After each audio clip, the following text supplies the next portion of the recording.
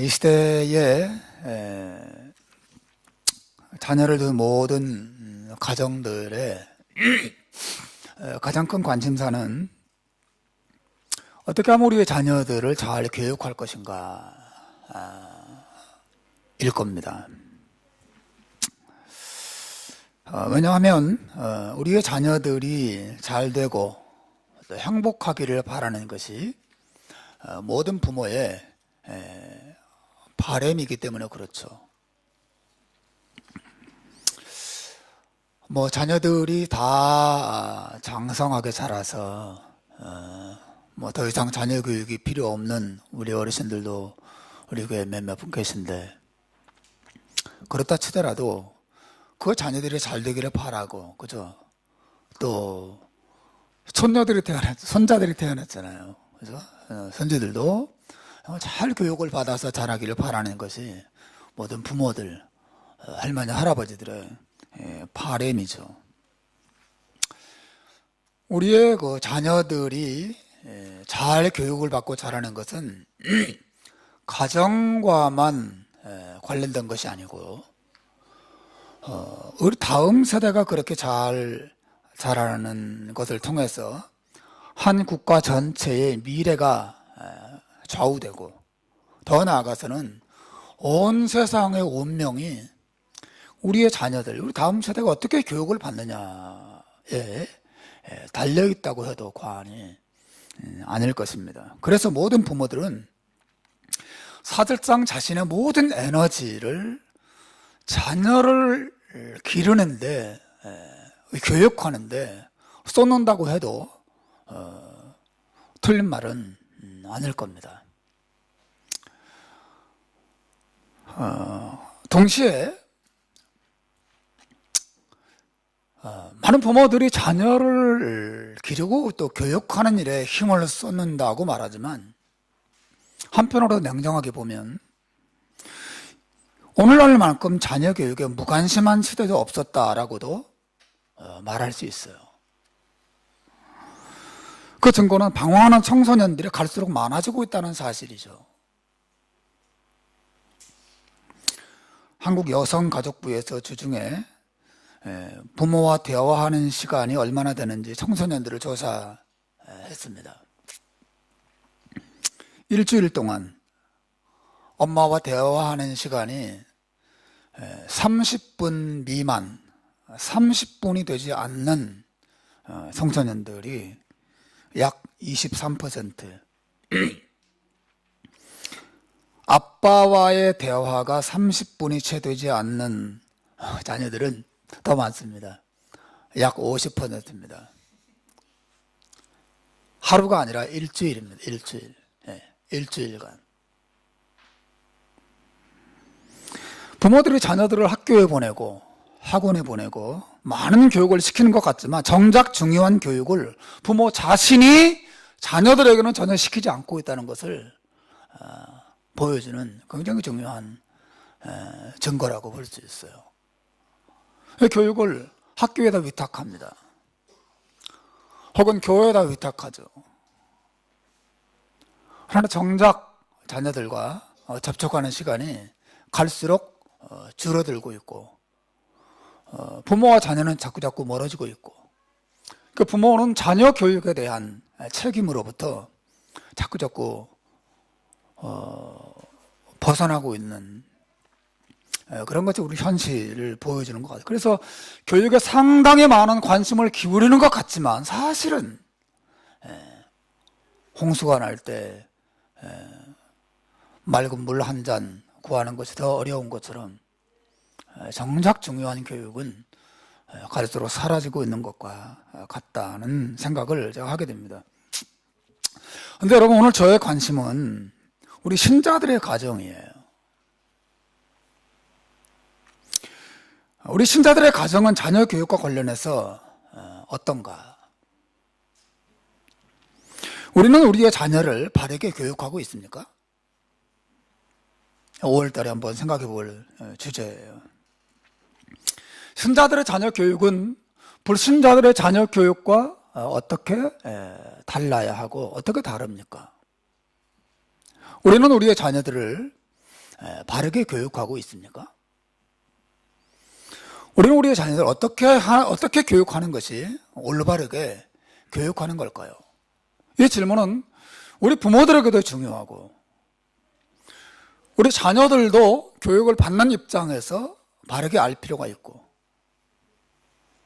우리 자녀들이 나중에 또 엄마가 되고 아빠가 될 사람들이기 때문에 바른 이해를 가지는 것이 참 중요하다고 생각이 됩니다.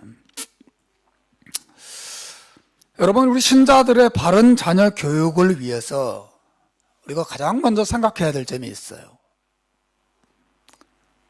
그것은 우리 자녀들이 우리 부모의 소유물이 아니라고 하는 것이죠. 우리 자녀들이 엄마, 아빠 그렇게 따라다니고 순종하고 항상 곁에 있고 그래서 그 자녀들이 내 것이고 우리의 소유라고 생각하게 될 수지가 많이 있지만 사실은 우리의 자녀들은 우리의 소유물이 아니고 하나님의 소유입니다. 하나님의 것이에요. 하나님께서 창조하신 고귀한 존재라는 말이죠.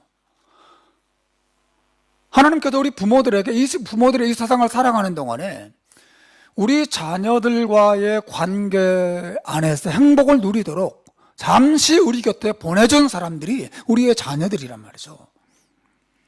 그러므로 자녀 교육과 관련돼서 이 부분을 이야기한다면 부모는 자녀를 교육시키되 자기 마음대로 교육할 권리가 없어요. 자식들은 부모의 소유가 아니기 때문에 내 마음대로 교육하면 안 됩니다. 우리 자녀들은 하나님의 소유이기 때문에 하나님이 보내신 존재들이기 때문에 하나님의 창조하신 존재들이기 때문에 어떻게 해야 되겠어요? 그 자녀를 교육하되 하나님이 이 자녀들을 우리 이 부모 곁에 보내신 목적에 합당하게 교육해야 하는 것이 우리 신자들의 교육의 가장 기본적인 전제예요. 나는 우리 자식을 이렇게 키우고 싶어. 나는 내 자식을 이렇게 기르고 싶어. 이렇게 교육하고 싶어. 이런 사람으로 만들고 싶어. 그게 우리 생각이죠. 내 소유가 아니에요, 자녀들은요. 나를 엄마 혹은 아빠라고 부르며 따르기는 하지만 그 이상도 아닙니다. 이 자녀들은 하나님의 소유예요. 하나님이 창조하셨습니다. 하나님이 보내셨어요. 때가 되면 하나님이 데려가실 것입니다. 하나님과 함께 영원히 살게 될 것입니다. 이 자녀들의 교육의 기본적인 전제는 그러므로 이 자녀들을 우리 곁에 보내신 하나님의 뜻과 하나님의 목적이 무엇인지를 분명히 알고 거기에 합당하게 양육하는 것이, 교육하는 것이 신자들의 자녀 교육의 기본적인 전제가 된다는 것을 잊어서는 안 돼요. 내가 치면 내 마음대로 쓸 수 있죠. 그냥 내 게 아니에요.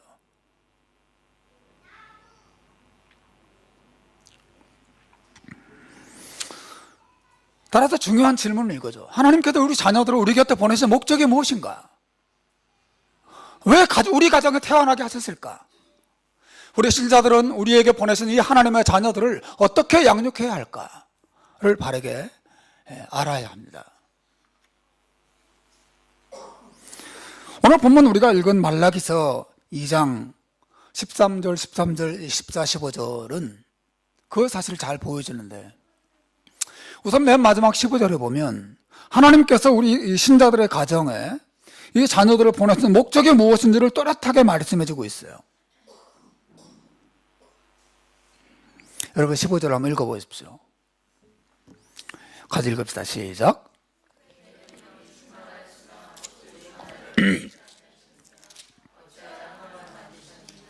이는 경건한 자손을 얻고자 하심이라.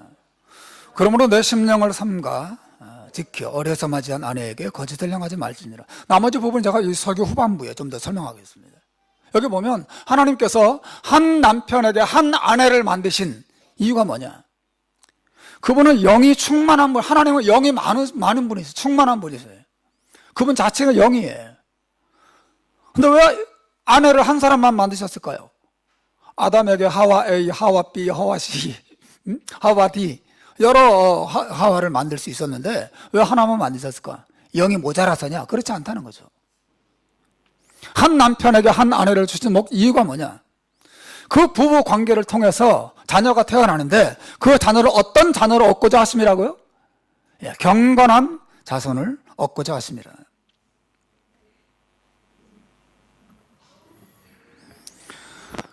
여러분, 하나님께서 우리 자녀들을 우리 가정에 보내신 목적은 그 자녀들을 경건한 자녀로 기르게 하시려고 자녀를 보내신 거예요. 학교 당연히 보내야죠. 중요하죠.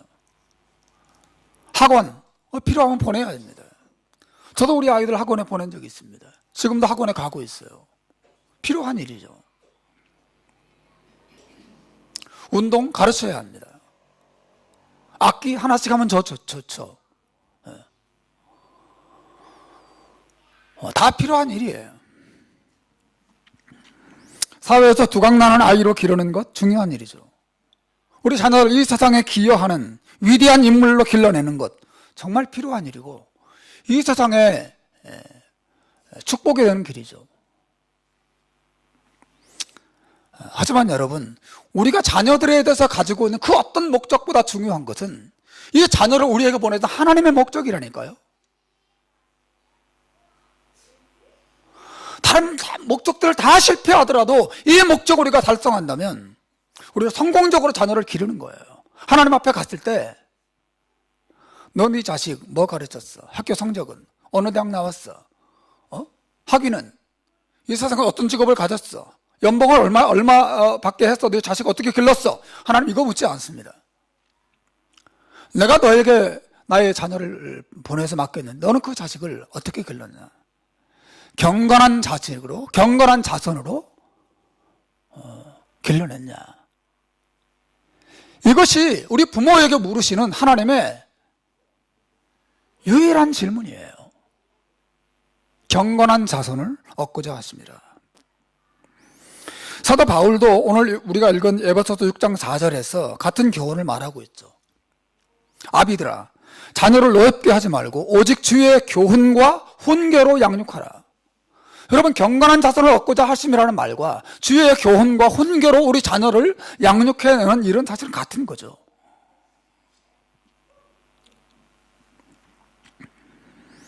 경건한 자손이란 주님의 교훈, 주님의 말씀을 믿고 그것을 사랑하고 거기에 순종하는 자녀가 되도록 길러내는 것입니다. 모든 부모들은 이 사실 잊으면 안 돼요. 우리 부모들에게 있어서 이거보다 더 중요한 사명은 없습니다. 다 실패하더라도 우리 자녀들을 경건한 자손으로 길러내야 한다는 사명감을 우리 신자들이 가져야 돼요. 창세기 18장 19절에 보면 하나님께서 아브라함을 선택한 목적을 분명하게 말씀하세요.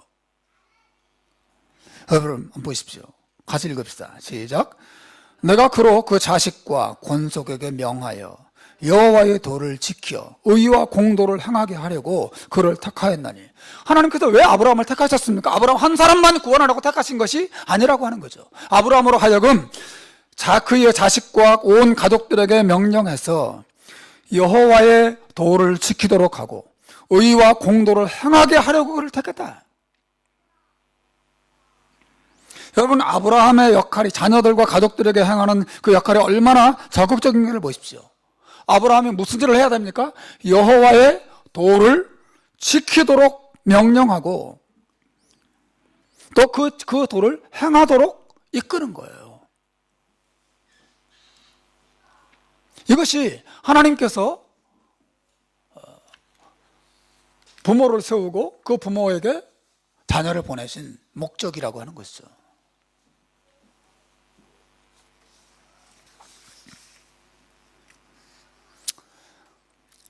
사랑하는 여러분, 성경이 말하는 부모의 1차적인 의무는 단순히 자녀를 낳는 것이 아닙니다.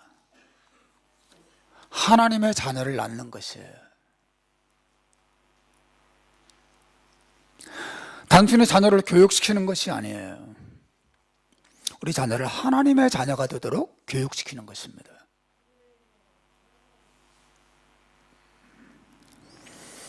여러분, 어떤 자녀가 하나님의 자녀인가요? 바울 사도는 로마서 9장 8절에서 이런 말을 합니다. 곧 육신의 자녀가 하나님의 자녀가 아니라 오직 약속의 자녀가 씨로 여기심을 받느니라. 육신의 자녀가 하나님의 자녀가 아니라, 지금 바울이 이 말을 하는 것은 혈통적으로 유대인의 피를 이어받았다고 해서, 크리스찬 가문에 태어났다고 해서 그 육신의 자녀가 자동적으로 하나님의 자녀가 아니라고 하는 거죠. 기독교 가정에서 자랐다고 해서 하나님의 자녀가 되는 게 아니라고 말하고 있어요. 육신의 자녀가 하나님의 자녀가 아니에요. 우리 엄마 아빠가 교회 다닌다고 해서 내 자식들이 자동적으로 하나님의 자녀가 되는 게 아니고, 약속의 자녀라야 하나님의 씨로, 하나님의 자녀로 여기심을 받는다. 여기 약속의 자녀가 뭐예요? 하나님의 약속을 알고, 하나님의 약속을 믿고, 하나님의 약속에 순종하는 그런 자녀가 하나님의 자녀죠. 모든 부모들은 우리의 자녀들을 하나님의 자녀로 낳고 하나님의 자녀로 양육해내야 돼요. 그게 하나님 우리 자녀를 보내신 목적입니다. 아직 결혼하지 않은 우리 중고등학생들, 청년들도 기억하셔야 됩니다. 결혼의 목적, 그렇게 자식을 낳는 목적은 자식을 출세시켜서 부모가 그 자식에게 기대서 숨 한몫 잡으려고 보내는 게 아니라니까요.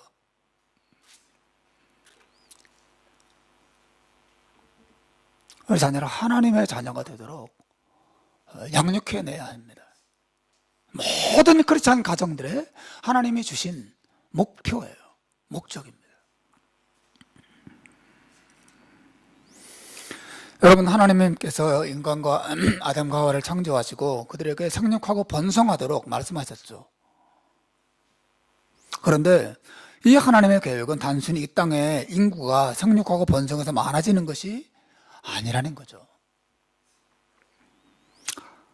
하나님이 원하시는 세상은 하나님의 자녀로 가득한 세상이에요.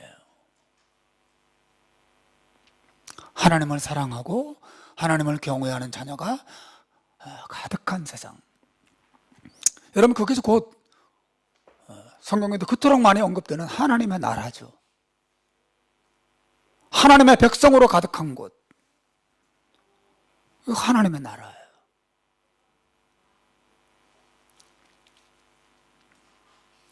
하나님께서 이 하나님의 나라를 만드시는 사명에 그 중요한 1차적인 역할을 부모에게 맡기신 것입니다.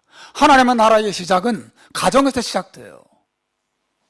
우리의 자녀를 낳아서 우리의 자녀를 하나님의 자녀로, 하나님의 백성으로 길러낼 때 하나님의 나라가 가정에서 시작되고, 그런 가정들이 많아질 때 하나님의 나라가 세워지는 거죠.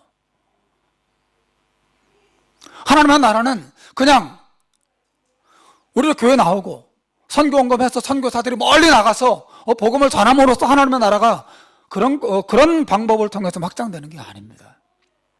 먼저 우리 가정이 하나님의 나라가 되어야 해요. 온 가족들이 하나님의 자녀가 되어야죠.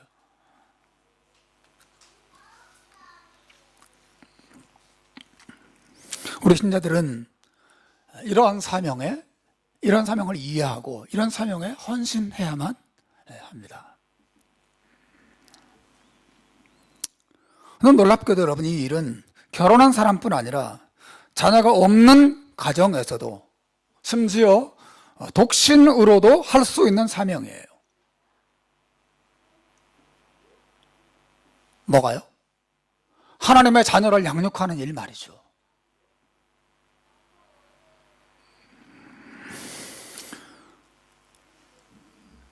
자녀가 없는 부부라 하더라도 우리 주변에 있는 한 사람 한 사람을 예수 믿게 하고 하나님의 자녀가 되도록 가르치고 이끈다면, 비록 육신의 자녀는 없다 하더라도 영적으로 많은 하나님의 자녀를 이 땅에 낳는 위대한 사명을 감당할 수 있게 되기 때문에 그렇습니다. 독신도 그 일을 할 수 있어요. 하나님의 자녀를 낳는 일은 독신도 할 수 있어요.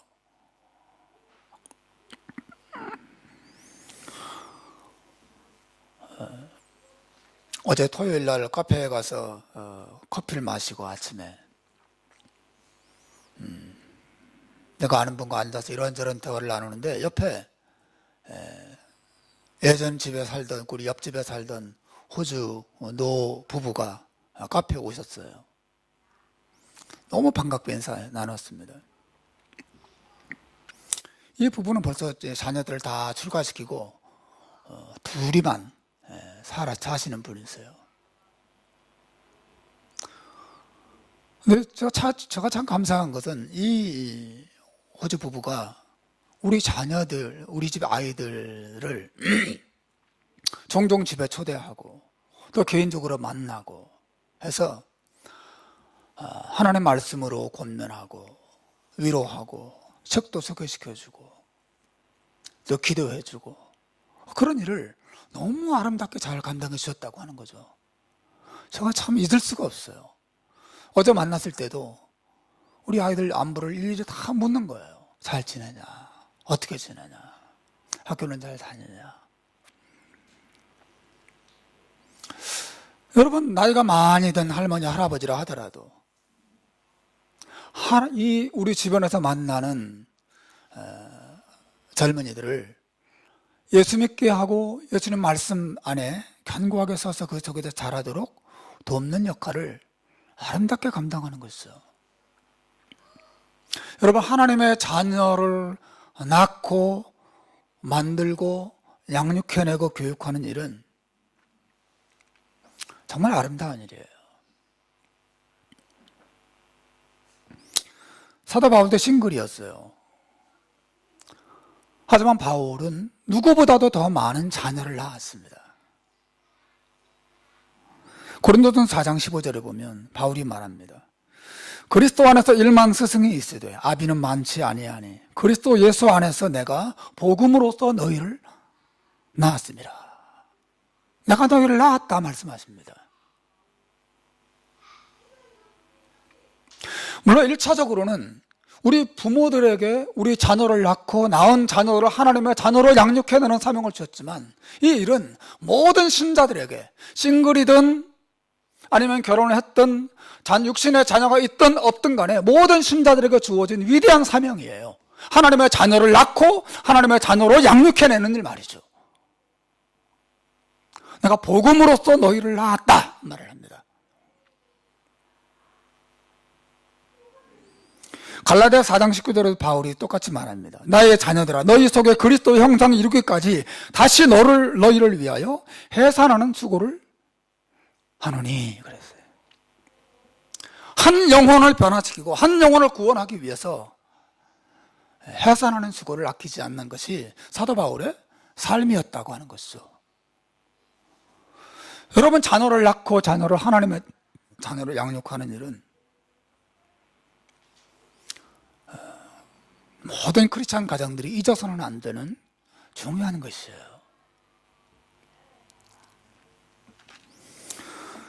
사실 자녀를 양육하고 교육하는 일은 사람들만 하는 건 아니죠. 짐승들도 자녀를 교육하죠.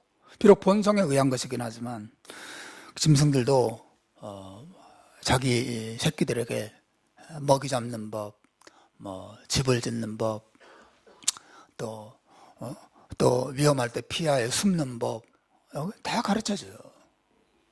하지만 짐승들은 자기 새끼들의 영혼을 품고 그 새끼들의 영혼을 위해서 기도하고 그 새끼들의 영혼을 위해서 애쓰고 그런 일을 하지 않습니다. 그냥 그 육체의 본성에 합당하게 어떻게 하면 편안하게, 어떻게 하면 안락하게, 어떻게 하면 배부르게 먹으면서 이 세상을 살 수 있을까만 교육시키죠. 여러분, 우리의 교육이 만일 우리의 자녀들이 이 세상에서 잘 먹고 잘 사는 것에만 초점 맞춰져 있다면 짐승들이 자기 새끼를 교육하는 것과 아무 다를 바가 없다는 걸 기억하셔야 됩니다. 하나님께서는 우리 자녀들에게, 우리 신자들에게 영혼을 주셨고 우리 부모들은 마땅히 우리 자식들의 영혼에 관심을 가지고 그 영혼을 위해서 기도하고 영혼이 거듭나서 하나님의 자녀가 되도록 만드는 일에 우리 부모들이 힘을 다해야 돼요. 이것이 짐승의 교육과 인간의 교육의 다른 점이에요. 가장 중요한 점이죠.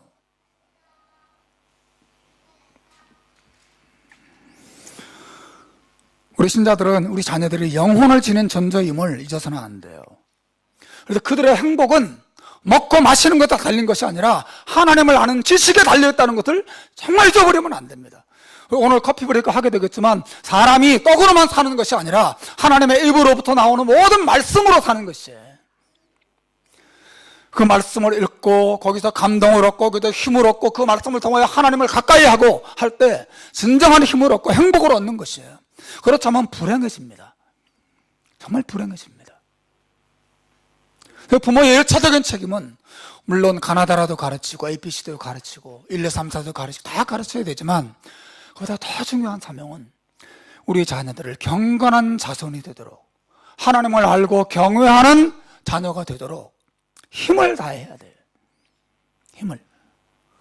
우리 부모들이 자식들 학교 보내서 공부하게 하고 좋은 성적을 거두게 하고 세상에서 정말 훌륭한 사람 되도록 하기 위해서 우리 얼마나 많은 에너지를 썼습니까? 얼마나 많이 수고합니까? 예? 여러분이 고생하고 수고하는 다 자식을 위한 거잖아요. 어떤 면에서. 자식이 없다면 우리 고생할 필요 있어요? 저와 제 아내가 종종 그렇게 그런 말을 합니다. 야, 우리 3명의 이 새끼들만 없다면 훨씬 더 편하게 살 텐데 그런 이야기를 합니다. 자식들에게 모든 걸 쏟죠.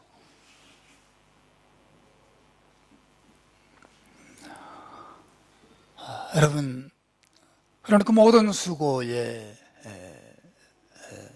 자녀를 양육하고 교육하는 수고를 넘어서는 일반적인 수고를 넘어서는 영적인 수고를 우리가 하고 있는 거야.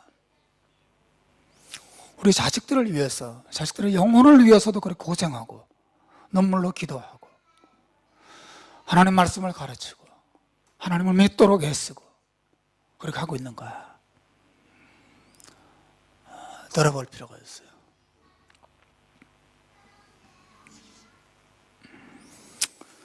그러면 여러분, 우리 부모들이, 우리 신자 부모들이 우리의 자녀들이 하나님을 알고 믿도록 하기 위해서 어떻게 해야 될까요? 해야 될 가장 중요한 일이 뭘까요?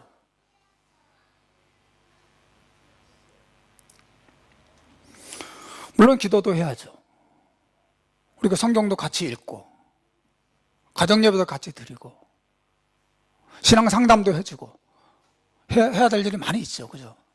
그런데 제가 오늘 그 어떤 것보다도 우리 부모들이 먼저 해야 될 중요한 일 한 가지를 여러분에게 좀 같이 나누려고 합니다. 그것은 우리 자녀들에게 하나님을 보여주는 일이에요.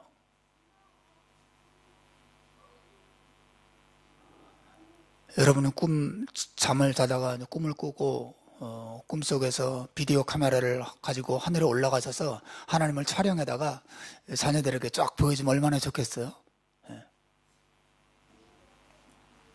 그런 말은 아니죠. 여러분, 부모들이 하나님을 보여줘야 한다는 것이 중요한 것입니다.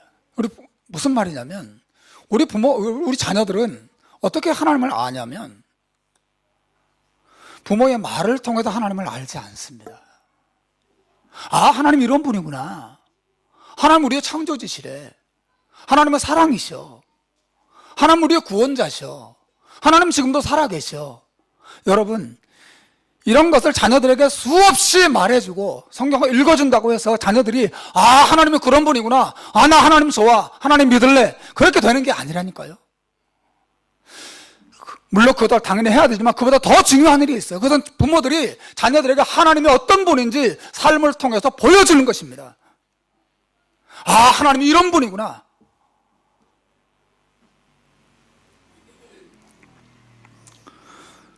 우리 자녀들은 부모의 삶을 통해서 하나님을 배워요. 우리 부모는 어떻게 사는가?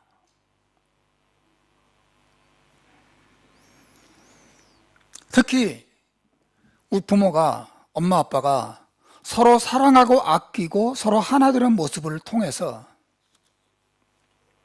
우리 자녀들은 우리 부모님이 믿는 하나님이 어떤 분인지를 느낍니다.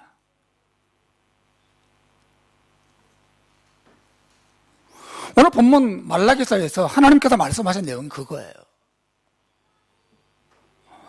말라기서로 돌아가셔서 한번 보시죠.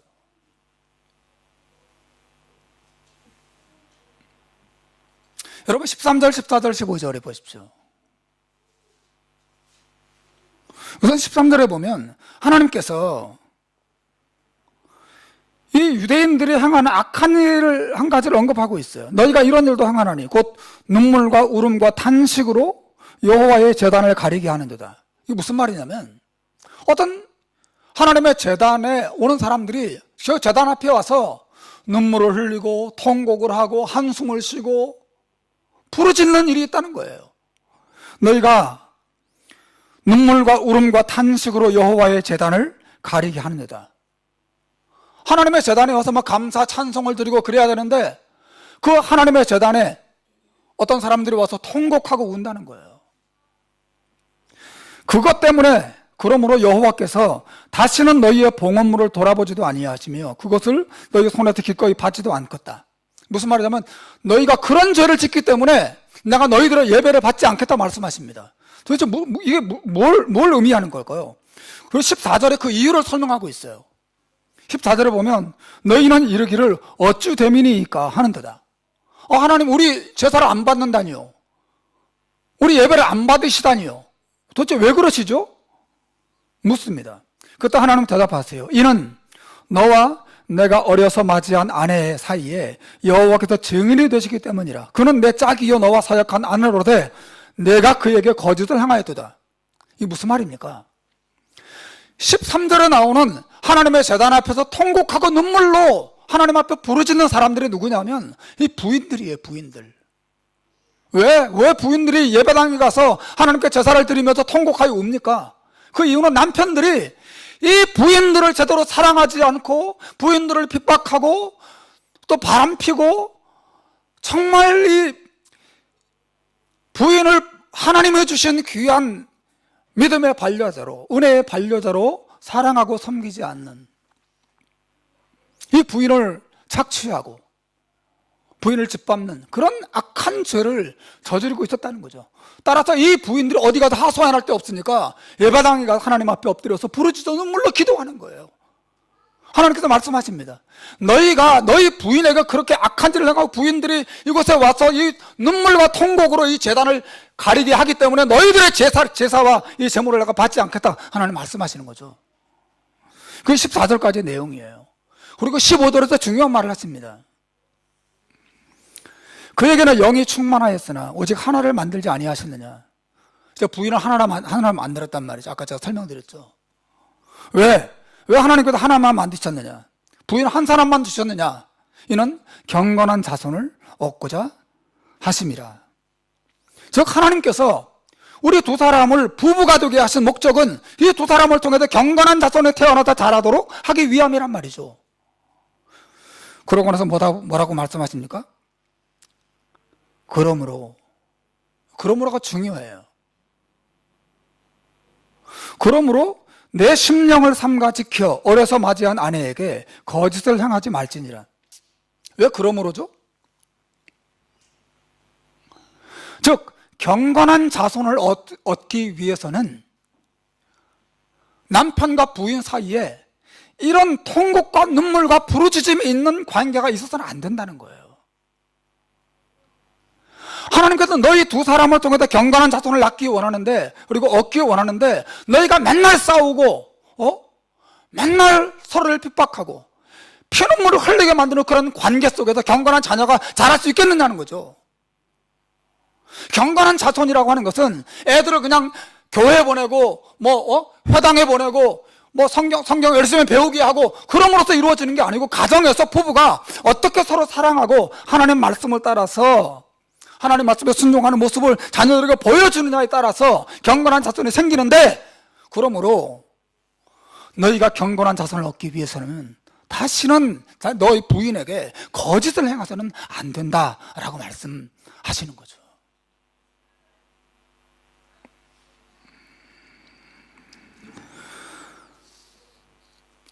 즉 남편이 아내를 사랑하고 아끼고 섬기고, 아내는 남편을 존경하고 사랑하고 섬기는 모습을 보면서 그 속에서 경건한 자손이 자라는 것입니다. 그 속에서.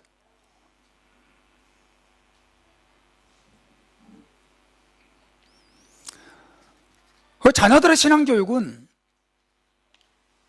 말로 이루어지는 게 아니에요. 가장 중요한 것은 남편과 아내가 서로 깊이 사랑하는 모습을 보여주는 것입니다. 하나님은 사랑이시다. 어떻게 보여줘요? 말로. 하나님은 사랑이셔. 하나님 우리 사랑하셨어. 하나님 너를 사랑하셔. 아, 그렇구나. 이론적으로 하는 거죠. 그것으로 충분하지 않습니다. 부부가 서로 깊이 사랑하는 모습을 보여줌으로써 하나님이 우리를 사랑하신 것처럼 우리도 서로 사랑한단다. 이것을 자녀들에 보여줌으로써 자녀들이 아, 하나님은 사랑이라는 말이 맞구나. 자녀들은 부모들의 그 사랑하는 모습을 보면서 사랑의 하나님을 배우는 거예요. 그 속에서 하나님이 우리 자녀들이 경건한 자손으로 자라는 것이란 말이죠.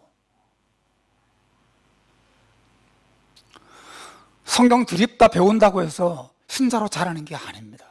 우리가 그렇던가요?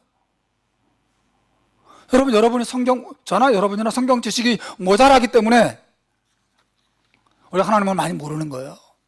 그렇지 않잖아요.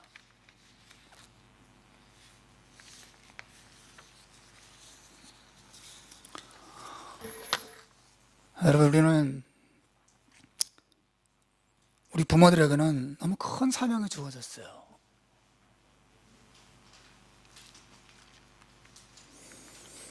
옛날에는 유교의 영향 때문에 부모가 교회 다니면 자식들은 당연히 그냥 교회 가는 거였어요. 옛날에 그랬단 말이죠. 그리고 우리 집은 다 크리스찬 집이에요. 내 종교는 기독교예요. 이렇게 말하는 것이 일반적이었습니다. 하지만 이제는 포스트 모던 시대가 됐어요. 포스트 모던 시대의 특징은 개인주의입니다. 극단적인 개인주의예요. 더 이상 부모가 믿는다고 자식이 자동적으로 따라 믿어? 자동적으로 교회가? 그런 일은 거의 없습니다. 앞으로 더 그럴 겁니다.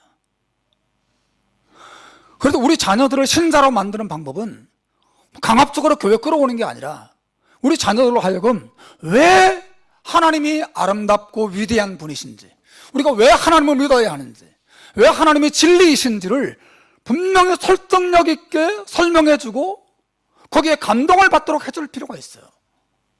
아, 성경이 정말 진리구나. 예수 믿으면 행복하구나. 예수 믿으면 삶이 변화되는구나. 이 예수 안에 진리가 있구나. 이것을 설득력 있게 보여줘야 한단 말이죠. 어떻게 보여줍니까? 그 1차적인 책임은 부모에게 있는 것이에요. 부모에게. 부모가, 엄마 아빠가 서로 깊이 사랑하고 서로 긍휼히 여기고 서로 사랑으로 섬기는 그런 모습을 통해서, 그리고 하나님을 믿기 때문에 행복한 모습을 보여줌으로써 우리 자녀들이 기독교 안에 뭔가 있구나. 나 하나님이 어떤 분인지 정확히 모르지만 우리 엄마 아빠가 믿는 하나님이 엄마 아빠를 정말 행복하게 하는구나. 이것을 보여줄 필요가 있단 말이죠. 말로는 하나님 믿어야 된다. 하나님이 말씀이 진리다. 우리는 하나님 안에 구원이 있다. 우리 하나님을 믿는 가정이다. 이렇게 말하지만 삶을 통해서는 전혀 그렇게 보여주지 못할 때 우리 말로는 아이들의 믿음을 쌓아주는 것 같지만 우리의 행위로 발로 탁 차 다 무너뜨리는 것입니다. 기독교는 거짓말이야. 예수 안에 행복이 있던 건 거짓말이야. 아니야. 난 믿을 수 없어. 적당한 나이가 되면 탁 떠나는 것입니다. 예수 안 믿습니다.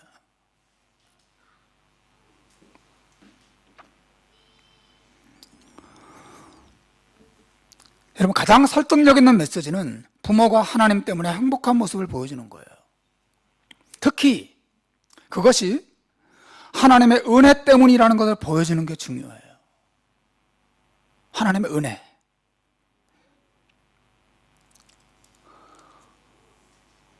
여러분, 기독교 복음의 핵심은 단순히 하나님의 사랑이 아닙니다.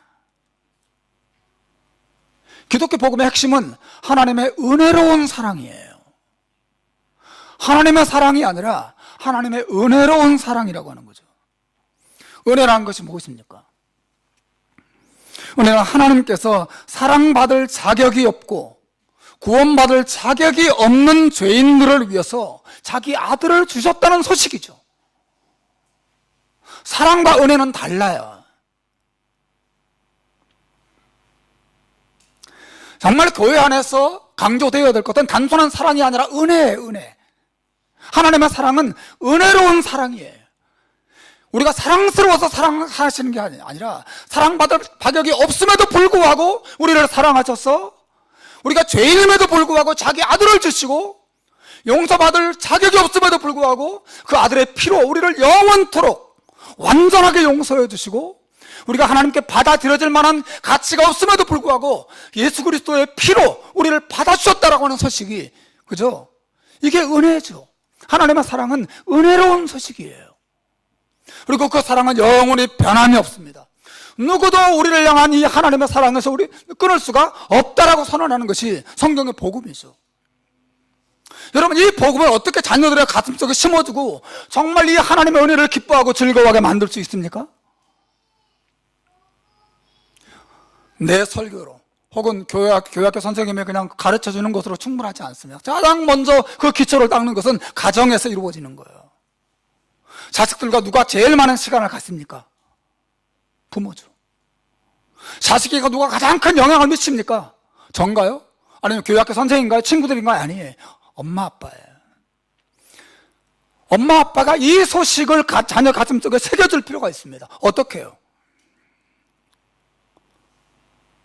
부부가 서로에게 은혜를 베푸는 모습을 보여주는 것이죠.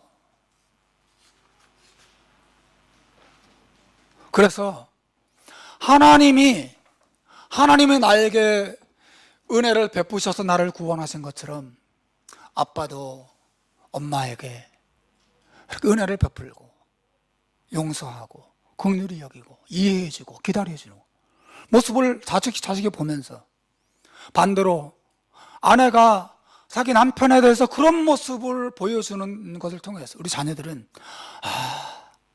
은혜라는 게 이런 거구나 배우는 것입니다.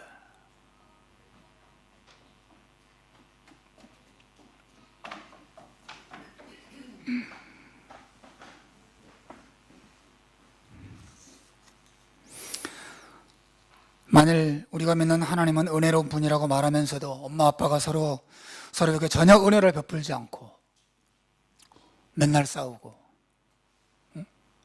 서로 욕하고 서로 흉보고 그런 모습이라면 자식들이 어디서 하나님의 은혜를 배울 수 있겠어요? 배울 수 없습니다.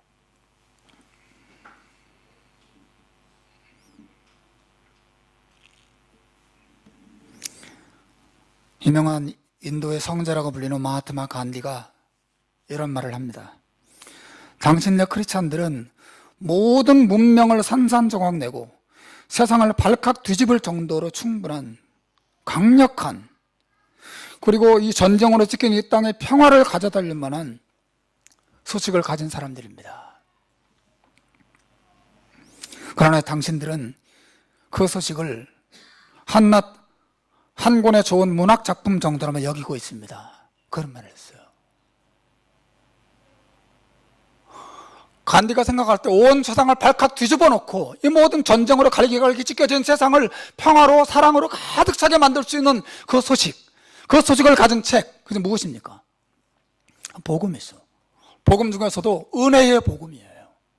하나님이 죄인들을 위해서 자기 아들을 주셨다는 소식, 그 피로, 그 죽음을 통해서 우리를 구원하시고 받아주시고 영원한 사랑으로 우리를 품으신다는 소식이 성경의 메시지죠.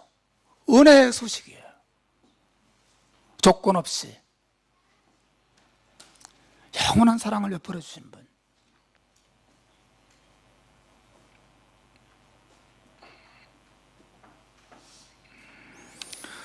여러분, 많은 신자들의 가정이